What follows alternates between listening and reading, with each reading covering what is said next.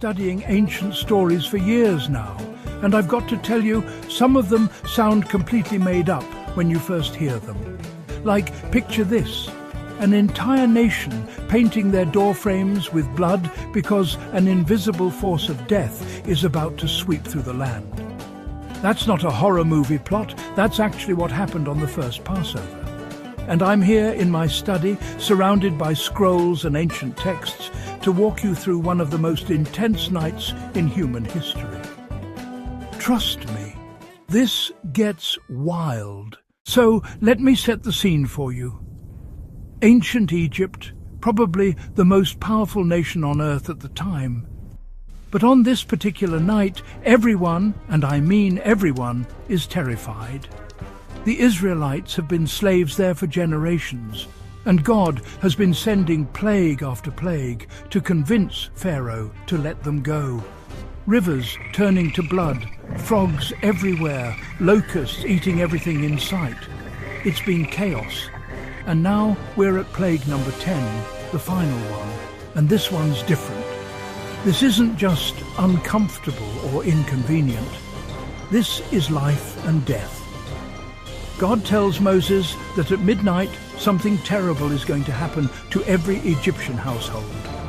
The firstborn in every home will die. And I know that sounds dark, but stay with me, because this is where the rescue part comes in. Okay, so here's where it gets really specific and kind of strange if you don't understand the context. God gives the Israelites these super detailed instructions. They're supposed to take a lamb, a perfect one, no defects, and sacrifice it at twilight. Then, and this is the part that probably made them go, wait, what? They're supposed to take the blood of that lamb and paint it on the doorframes of their houses, the top and both sides, like a frame of blood around the entrance. Now I'm sitting here looking at these ancient accounts, and I can only imagine what that must have been like. You're a parent, you've got kids inside, and you're standing outside your house with a bowl of blood and a brush made of hyssop branches. Your neighbors are doing the same thing. Everyone's moving quickly but carefully because they know that this mark is the only thing standing between their family and the death angel that's coming.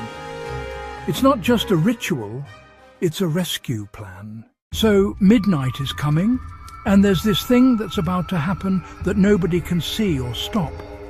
The text calls it the Destroyer, and it's going to pass through Egypt. Every home without that blood mark is going to experience tragedy. And look, I know this is heavy stuff, but it's important to understand what's actually happening here. This isn't random. This is the culmination of Pharaoh refusing to let an enslaved people go free after 9 other warnings. The Egyptians had made the Israelites' lives miserable for generations. They'd literally ordered the killing of Israelite babies at one point. So this final plague is God saying, enough. But here's the thing that gets me every time I read this. God provided a way of escape. He didn't have to. He could have just said, Israelites, you're safe automatically. But instead, he gave them something to do, a sign to put up, a choice to make. And that choice would literally determine who lived and who didn't. Let me tell you what was going through these families' minds. They're inside their homes now, doors marked, and they're eating this meal that God prescribed. Roasted lamb, bitter herbs, unleavened bread, because there's no time for the dough to rise.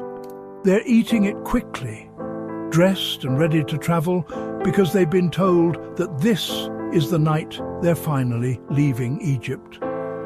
After 430 years of slavery, this is it. But they're also listening, because outside those marked doors, something is happening. The text says, the destroyer is passing through the land, and every unmarked home is experiencing the worst night of their lives.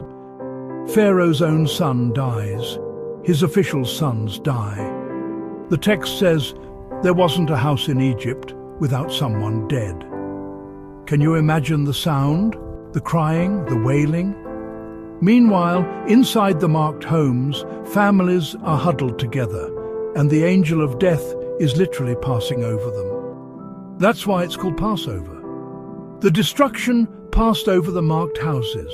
So morning comes, and the Israelites are still alive.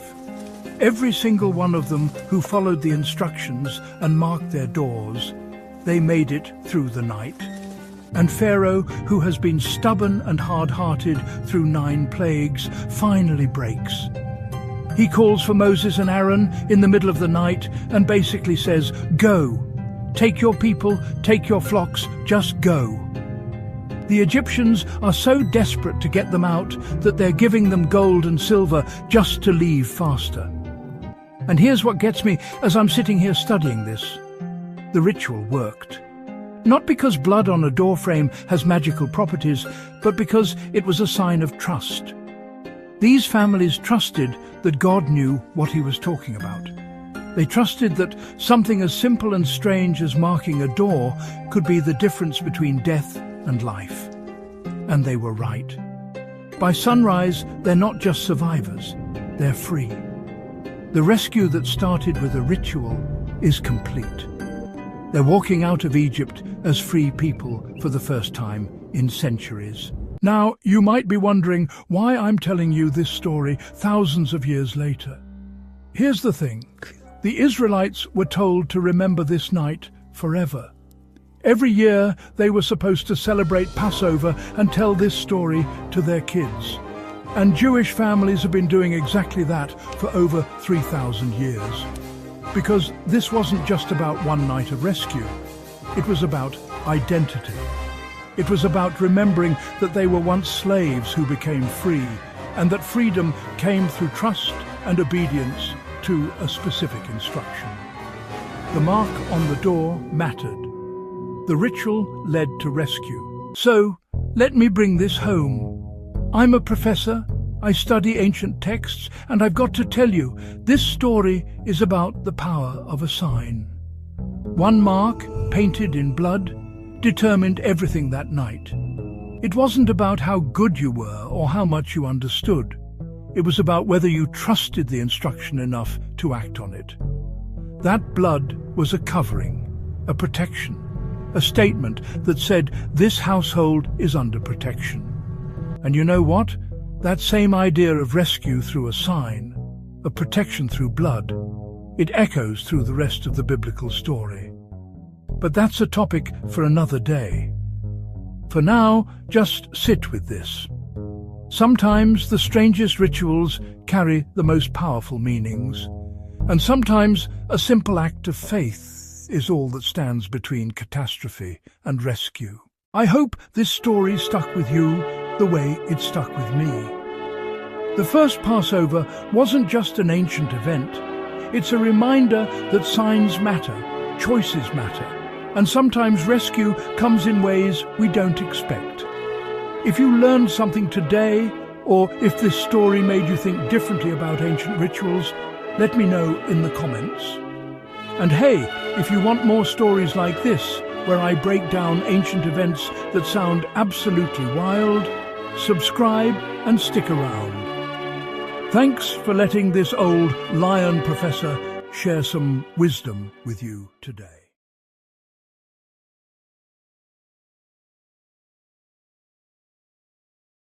Can I truly understand what makes Passover so important to God in just 1 week? Passover is a central event in biblical history, deeply meaningful to God. It's a story of liberation, redemption, and covenant, a powerful display of God's character and plan. Many people might know of Passover, but don't fully grasp why it holds such immense importance to God. It's more than just an old story, it's a story that has shaped the lives of millions. The challenge lies in understanding its contemporary relevance. What can we learn from an event that happened thousands of years ago? How can we relate to a story that seems so distant from our modern lives? What's crucial is to not just know about Passover, but to understand its significance. The themes of liberation and redemption are at the heart of Passover. The Israelites' freedom from slavery in Egypt wasn't just a physical release, it was a demonstration of God's power and love. The Passover night, where the Israelites marked their doors with the blood of a lamb, sparing their firstborn sons from death, is a powerful symbol of God's protection. This event showcases God's character as a God of love, justice, and mercy.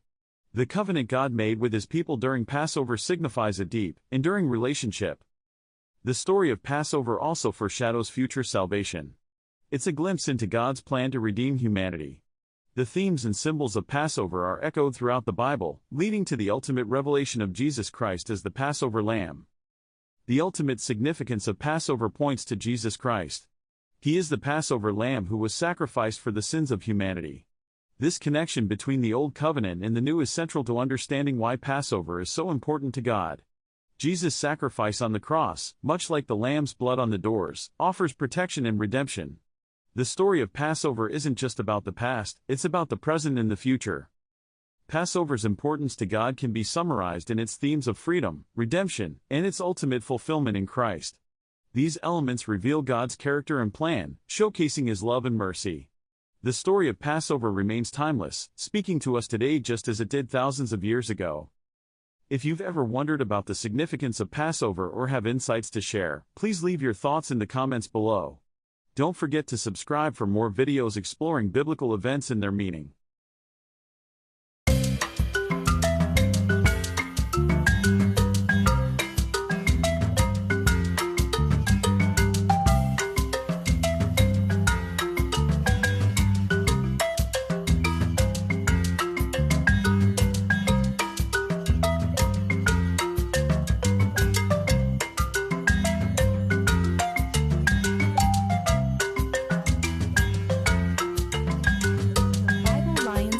Book for Kids, Volume 2.